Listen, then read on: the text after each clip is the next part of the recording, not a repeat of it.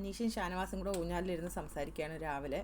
അനീഷ് ചോദിക്കുന്നു, ഇന്നലെ ടാസ്ക് ചെയ്തിട്ട് കൈക്ക് വേദന വല്ലതും ഉണ്ടോ എന്ന് ചോദിക്കുന്നു. അപ്പം ഷാനവാസ് പറയുന്നു, ഇല്ലില്ല, എൻ്റെ ഷോൾഡർ രണ്ടും ഇങ്ങനെ ഇതൊക്കെ ചെയ്തപ്പോൾ എനിക്ക് പ്ലാസ്റ്റർ ഇട്ടിട്ടുണ്ടായിരുന്നു പറഞ്ഞ് ആ ഇട്ട പാട് അനീഷിനെ കാണിക്കുന്നുണ്ട് ഷാനവാസ്.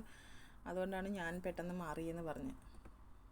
വീണപ്പോൾ ഷോൾഡർ രണ്ടും പോയിരിക്കുകയാണെന്ന് പറയുന്നു. കുറേ കാലം ഇങ്ങനെ കയ്യും കെട്ടി നടന്നിരുന്നെന്ന് പറഞ്ഞു. അതുകൊണ്ട് എനിക്കത് പറ്റില്ല എന്ന് ഷാനവാസ്. അതാ ഞാൻ റിസ്ക് എടുക്കാതെ പെട്ടെന്ന് മാറിയേ. അനീഷ് ചോദിക്കുന്ന, എത്ര കാലം പ്ലാസ്റ്റർ ഇട്ട്? 3 മാസമെന്ന് പറയുന്നു ഷാനവാസ്.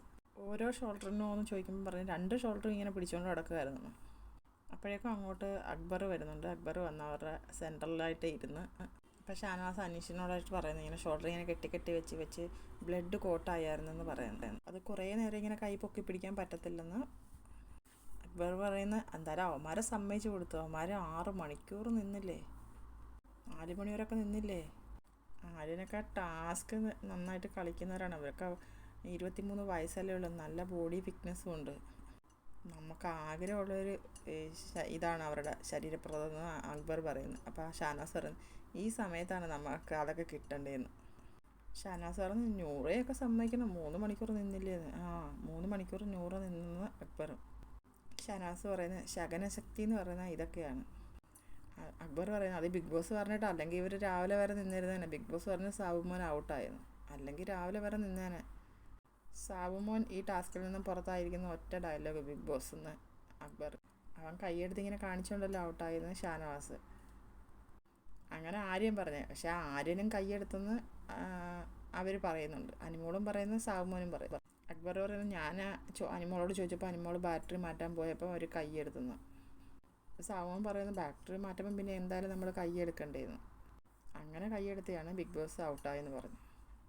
എന്തായാലും 2 പേരും നന്നായി കളിച്ചെന്ന് അക്ബർ പറയുന്നു. ഇന്നലത്തെ കളിയിൽ വിൻ ചെയ്ത നിവിന് 1 പോയിൻ്റാണ്. പക്ഷേ ഇന്ന് വിൻ ചെയ്തവർക്ക് 9 പോയിൻ്റാണെന്ന് ഷാനവാസ് പറയുന്നു.